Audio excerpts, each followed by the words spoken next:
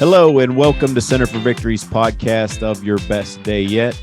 At Center for Victory, we're here to help unlock, reinforce, and enrich relationships through personal and professional development. I'm Eric Guy, Chief Victory Officer here at Center for Victory. With me today, a special friend here, Dr. Shree.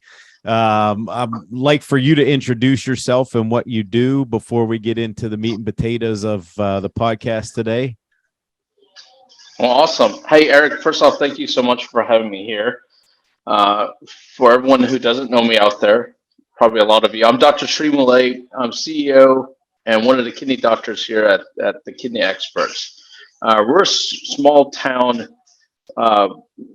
medical practice based on nephrology, that means kidney disease here in West Tennessee. But we've got big goals and big plans ahead of us. Our goal is to become the Starbucks of kidney care.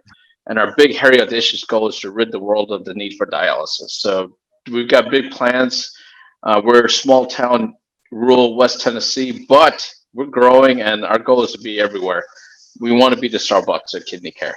I like that. And to rid people and to rid anybody of having dialysis. Rob, we want to rid the world of the need for dialysis. All right. Good deal. Yes. I like it. That is a big, hairy, audacious goal. I love it.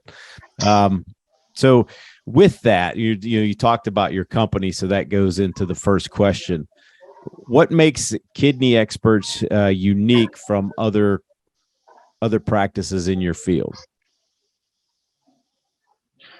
Well, I mean, we have this underlying vision, this goal. I think every member of the staff from top to bottom, from the kidney professionals and nephrologists in the class, the other providers, nurse practitioners. We don't have any physician assistants right now, down to the nursing staff, all the way down to the receptionists. We all understand that, hey, there's this big scary thing called dialysis, and we're the gatekeepers to it. And if there's anything possible that we can do to try and keep people from ever having to experience that, or reducing the progression of disease so that they don't get complete kidney failure. Look, chronic, kidney disease is a serious disease. 1 in 7 Americans have chronic kidney disease. It's silent. People don't realize that they have kidney disease. It's just simple blood tests, and a urine sample that you have to get done with your primary care provider. It's very easy to identify, but you may have no clue that you have anything wrong with your kidneys until you're at the very end of your journey, and then sometimes it's too late. So the sooner we can get a hold of these patients, the more we can do to kind of prevent progression of kidney disease and make it so that they never have to see a day of dialysis in their life. And then so for patients that are really far advanced, or they have other diseases that eventually they are going to see complete kidney failure, there's things we really push heavily for transplant. So I mean, those are kind of the things that are involved, and we have every single individual in our organization involved in the process of trying to accomplish that goal.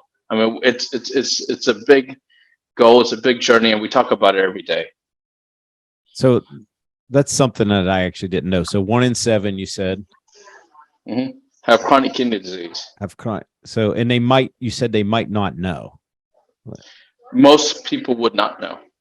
They wouldn't know because you don't realize until you're really advanced. Your kidney function is down to, 10, 12, 13, 14, 15% kidney function. It's not really percent, but It's a good way to say it, as you could say down to 10 or 15%. Then you start to feel the difference. So I guess from a personal health standpoint, any advice out there about, like, I'm thinking should I be tested? Who should be tested? What age? I think everyone can be tested. Your primary care provider, it's a simple blood test. We look at the creatinine that calculates out to a GFR. So that's a good way, or that's how we really, that's an easy test to kind of know that, hey, something's going on. There's a couple other signs and symptoms that you may be having. The 2 leading causes of kidney disease are uncontrolled blood pressure and uncontrolled diabetes. So if you got diabetes in your family or yourself, and if you've got really bad controlled blood pressure, then you need to be, asking your doctor, hey, do you need to screen me for kidney disease? Am I having problems with my kidneys? People with diabetes, if they have vision issues, then automatically we know that they have kidney issues, and vice versa. If they have kidney disease, diabetic disease in their kidneys, then we know that they got vision problems because of diabetes. So that's kind of that's kind of these things are easy to identify, and if we can get ahead of it ahead of time earlier on, sometimes there's a problem with plumbing also. Kidney stones or prostate issues in men, anything that affects urinary outflow with the plumbing, the pipes. Sometimes it's a matter of seeing a urologist sooner than later that can help reverse trends with kidney disease, controlling blood pressure, controlling diabetes, helping people quit smoking. There's lots of things, lifestyle changes, avoiding NSAIDs, non-steroidal anti-inflammatory drugs. That means things like ibuprofen, Motrin, Aleve, naproxen, Advil, BC powder. There's a big list of them. If you type in NSAIDs, NSAID, you get a big list of medications. Just avoiding those. A lot of people take them chronically for chronic arthritis. They have chronic arthritis pain, and that's the only thing that relieves their pain. But there's other ways that we can relieve that pain sometimes. And Wow. I could go on. So a lot of the things we just talked about, though, there really are lifestyle changes and better control of some medication changes along the way. But I think if we could eat better, have better diet, nutrition, health, exercise, sleep better, some of the more basic things, if we could revisit how to improve those things in our lives, we could also do a lot to stave off kidney disease. Wow.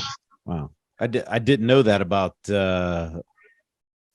just over the counter medicine like that. That's a good tip. Good tip. Very All right. common. So you talked a little bit about it, but you're very passionate about what you do, and that's kind of why I wanted to have you on here. Can you let everybody know like what your why is and what drives you to do what you do? Because it's I've been down in the office a couple of times. I've seen you in action. I wouldn't say that it's easy. And I'm sure as smart as you are, there's a lot of other things that you could be doing, but what drives you to do what you do? What's your why? I think I'm going to answer that with a little bit of a long story. That's fine. And try and shrink it down and keep it short. So the truth is, the last thing I thought I'd ever do is A, become a doctor, B, become a kidney doctor, and C, come back to Tennessee. And here I am. I've gone on to do all three. Now that I'm here, really want to do things differently. So the story is that I remember going out on a weekend with my father, and we were going down. It's cold outside. It's dark and gloomy. It's a Saturday. I'm on my way on the highway. We're on a long highway, and the car ride is going on. It's really cold outside. It's the middle of winter. Arriving at this building, we walk in. It's dark and gloomy, and then outside, and we walk in, and it feels just as gloomy inside. And I walk in, and I see all these human beings that are lying flat, lying back, and they're all lying in chairs, and there's blood going out of their arms, going through a machine, and it's spinning, and then that blood's going back into them, and all these people look like they had the life sucked out of them, and it was just so scary. At 8 years of age, I was like, oh my gosh, what the heck is going on here? And the smell in the air, it had this really strong acid smell. It's a really unique smell. You don't smell it these days anymore when you go to a dialysis unit, but back in the 80s and 90s when I was doing it, I did see that, and that the odor is kind of in the back of my mind. And I was like, this is the worst thing possible. I don't want anything to do with it. So that's kind of a little bit of, I think, where my why originates from. But also when you get to know these people and kind of feel the struggles that people go through, it almost feels like, sometimes it's a necessary evil. We really don't have a choice. This is the difference between someone either living or dying. And I think most of us are going to choose living in most cases. However, as you get older, as you get more disease processes, dialysis is just a way of prolonging the inevitable. So it's a really fine line, and it's part of the journey that I get to be part of in a lot of people's lives. So that's kind of the big why is I can really feel for these people. And I think everyone that's in this company, we really do feel for our patients when they come in because we can see that, you know, we can improve people's lives. We can make it so that they feel better after they're done seeing us. They might not be on dialysis. They might be a long way from dialysis, but we can make changes. We can identify problems early on, and we can start to address those problems. And people will feel better when you can solve things. When they stop using NSAIDs, suddenly they realize, hey, I have a little bit less pain than I had before, even though they were using pain medication. And these are over-the-counter pain medications to cover pain. Hmm. So there's other ways to address things. Okay, and then into that question, Shri, uh, what would you say your main roles, ROLES, are in life? My roles, I'm going to focus really on the company. Okay. Mhm. So we started in 2018. I moved back to West Tennessee. My father was practicing. My wife and I, we moved back. She's the other kidney doctor in the practice. I call her my supervising nephrologist. Uh, you know, anyone that's married knows what the wife does. So I'm supervised everywhere, at home, at work, and I love her dearly, and I feel great to be supervised. So I'm happy with that. So we moved back here to West Tennessee. We started to see patients, and then unfortunately, my father had got into a major car accident, and he had forced retirement. So then we took over the entire practice, including dialysis, which was the area that we weren't really covering. And we took over the entire practice. And since then, we've grown tremendously. We cover uh, four major clinics. We have four clinics and go to three hospitals. And we go to over, 22, 23 dialysis units in the area, a pretty wide span of territory. There's seven providers in the practice. There's me and my wife, and five nurse practitioners in our practice. Mhm. I'm not sure that I'm answering the question that you asked me. What was the question? Yeah, yeah, your main roles. Oh, so my main role. So when I came in 5 years ago, my main role was being one of the major providers in the practice. But since then, what we're trying to do is we want to try and first off provide exceptional care and amazing quality of care. Have patients really avoid dialysis if possible. If they're going to do dialysis, try and do home therapies where they can do dialysis on themselves at home. And using, tummy dialysis is a lot more comfortable and nice way of doing it rather than doing it at a center with what I call the blood dialysis, or getting a transplant. So we really push for these things. First off, avoiding it altogether if possible. When you can't, pushing for transplant and home therapies. So really pushing that as an organization. But I used to be working in the weeds continuously. But I now realize that my goal, my job in the company is to make sure that we're not just we're first off we deliver exceptional care to do that now and to continue to hone in on that and make that better and better. Remove all the barriers to better quality care for patients, and then trying to expand it. I want to be the Starbucks of kidney care. I want to make sure that if we got a location in Chicago, in Nashville, in Seattle, in Dyersburg, Tennessee, in Jackson, Tennessee, and Memphis, that you walk into a kidney care clinic of the kidney experts, you're going to have the same experience. Um, and if you read our reviews, patients love the staff. We really work hard on having a good company culture. It's a big part of the organization. We spend a lot of time of how we're going to greet and meet patients, how we interact with them, and it's company wide. Every single individual in the company feels it. We're all part of it, and it's not something that's limited to myself. So a big part of my role is getting out of kind of being a provider and more of trying to grow the organization and being able to deliver that same kind of quality care to as many people as possible, trying to expand the organization as a whole. Make it our goal is to one of our goals is try and be one of the most engaged employers in the companies that are most successful have an 85% employee engagement rate. So we want to shoot for 85% employee engagement. We're working really hard to make sure that our employees feel happy with what we've got going on here. That's really, really important. Our absolute core value is people first. So everything that we do is around people first. That goes for our patients. That goes for our staff members, our employees. It goes for all of us that are here when we're working. And off of that, we want to be, we want to shoot for 85% employee engagement. We want to have a culture of continuous improvement. We want to have a high flow culture, and oh boy, I should remember well, I just added, 85% company employee engagement. That was just added to it. And culture of continuous improvement, high flow culture, and our main strategy is always deliver more value. So basically, on these four principles, we want to try and move forward as an organization. Yeah. Or is there anything with those core values? Because that was my next question, but you answered it. How do you apply things like that? Like in your practice, like you have people that are, I know your leadership team, they're very passionate about what they do. Like from a leadership standpoint, what advice would you give on how to create that and how to make sure that core value remains consistent inside of practice? So I figured out somewhere along the way, the company opened in 2018. So 2022 was the year of company culture. So it took me 4 years from 2018 to 2022 to realize, okay, your culture really, really matters.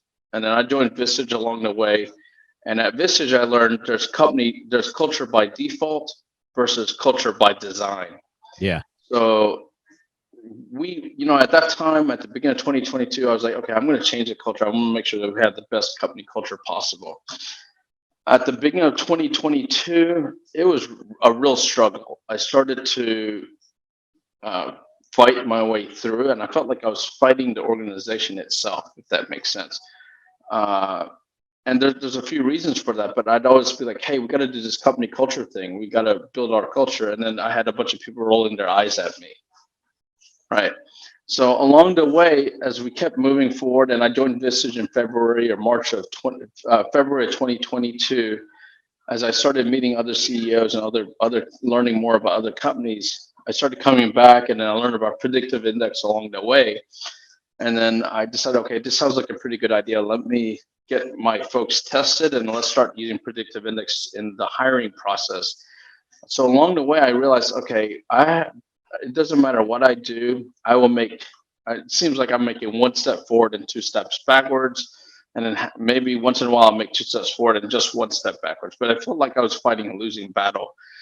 And along the way, I kind of realized, okay, the problem is I've got a bunch of knuckleheads in the organization. It doesn't matter what I do, what I try, what I'm saying, no one's going to get it. So I had to make a change in myself. There's the whole book of Radical Candor, and I was a person that was spending all my time in ruinous empathy. I'm really empathetic with people, but it was ruinous empathy.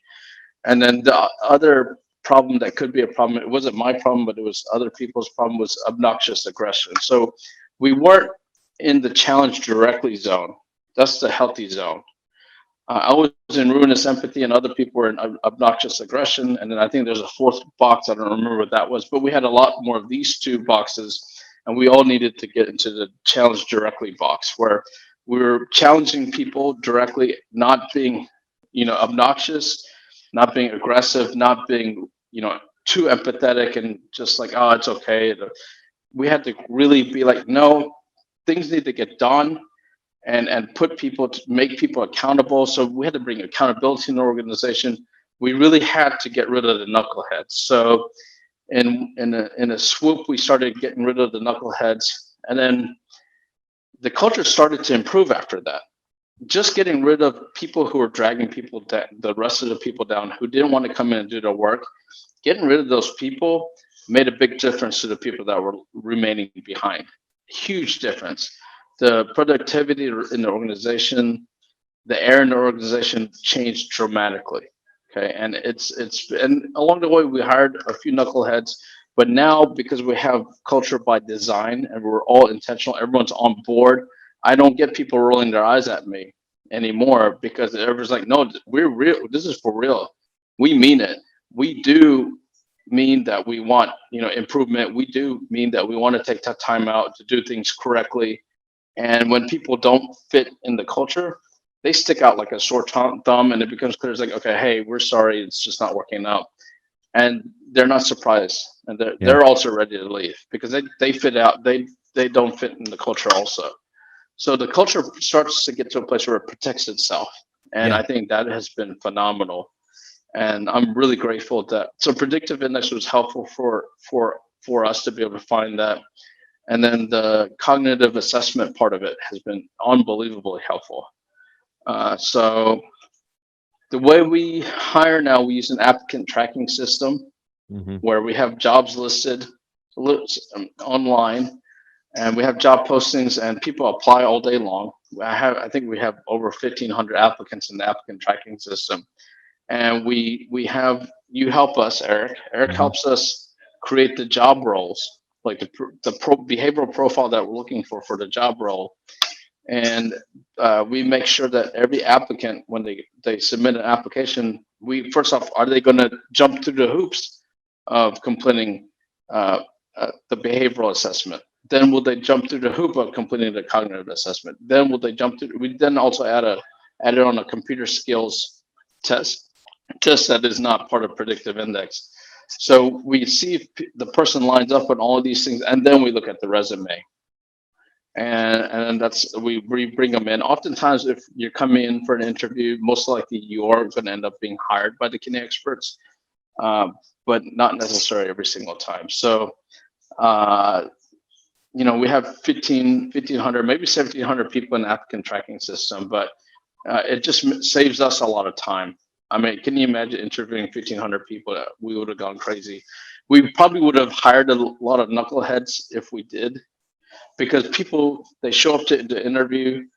It's like, oh man, this is the best person I've ever met in my life. They're going to come in, they're going to kill it, and then come in on Monday morning. It's like, who is that? They're completely different person than who we interviewed. So that problem has really been ironed out of the company. Also, now we do only, for the most part, we only do working interviews. We don't hire anyone. We get them in, and really we pay them to just come in and just hang out with us. Mhm. They feel the organization. They kind of get to see what they might be doing for the day or two or three. I'd rather lose that, pay for that up front, Yeah. and find out who the person is, because everyone can be like, everyone then provides feedback on that person. And then sometimes we've had a lot of people that come in and they're on their cell phone. So then me or someone else in leadership has to take them to the side. Hey, please just don't be on your cell phone when you're here. And and we see whether they change or not. And the people who get off their cell phone, they're the ones who end up staying on. That's really common. I think we probably need to make that part of the onboarding up ahead. You know, uh, I mean, that's really common. I'm just mentioning it because I don't think we're the only people that are experiencing this. I'm so sure that people, if they're listening and they're like, oh yeah, I know that person who did that. So it's I don't think that what I'm experiencing is unique to the Kidney Experts. I think everyone out there who's running a company or a business experiences this in individuals all day long. Oh, absolutely. It's a good tip too, to just bring him in for kind of a working interview. I love that. I love that idea. And you certainly, and I can attest to what you just said, you've certainly turned things around, because I've been with you through that over a year now. And, so there are good changes, and you've got, I mean, you've got some rock stars there too. So it's good. You mentioned earlier, working with your spouse, and, I work with my spouse, have for years, and I have a lot of clients and a lot of companies, just because that's what I do, that they're also working together. So are there any tips, like, do you have some philosophies that you've learned from working and running the business with your wife and its effect outside of work as well? We are polar opposites, my wife and I. We Mm-hmm. are polar opposites.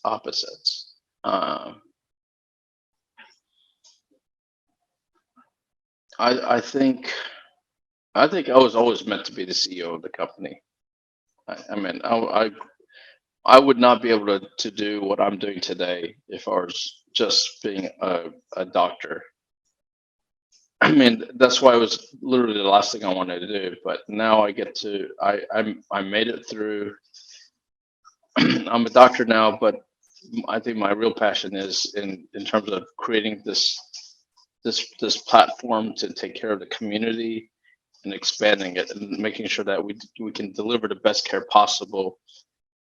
And and that's who I am. Hmm. And I think predictive index was helpful. I think everything I've learned through Vistage along the way Hmm. has improved communication for me with my wife at home. Uh, I've had to change a lot in order to be where I am today, and I know that I've got a lot more to change to get better, to be successful in terms of where I want to go. So I know where I have clear vision of what my future is. It took me a long time to get clarity on my vision, to develop it, to understand it, but I'm absolutely clear, and I'm now able to communicate that to my wife. So my wife is someone that's going to want all the details, and she's going to want something more specific than kind of the vague visionary place where I live. And it, we're now starting to get a lot more clarity on that. And I think my wife appreciates the changes that we have brought into the company. She can tell, she can see that, our leadership really kicks butt. Yeah. Uh, you know, before she would be as frustrated as I was, if not more, with the knuckleheads that we had. I have a lot more patience with knuckleheads. Again, I was ruinous empathy, and I can have knuckleheads all around me all day long as they do like the bare minimum. That's not okay. That just brings everyone else down. The people who really want to work. So learning that has been a journey. Um, I think I've grown tremendously. My wife and I, we've grown together tremendously in this process, and it's been phenomenal. I think she appreciates me more also, with the things that we've been able to accomplish and do moving forward. So it's been great.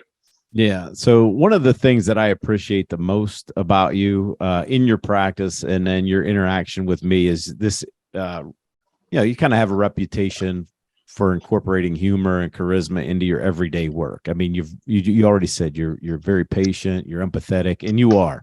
Um, a lot of times, especially as you specialize in the medical field, you get less and less of that, and it's very refreshing to be around you and and and just be around the calm, the friendliness, the laughter. How do you think that friendly nature affects those around you, especially as you build the company?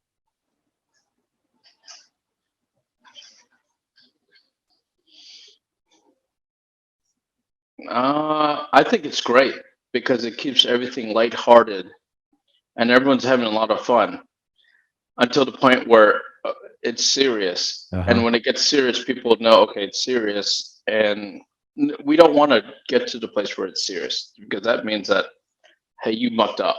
Yep. And the thing is, getting out of the ruinous empathy zone where I would hang out and moving to challenge directly, it now gets a lot easier to steer the ship.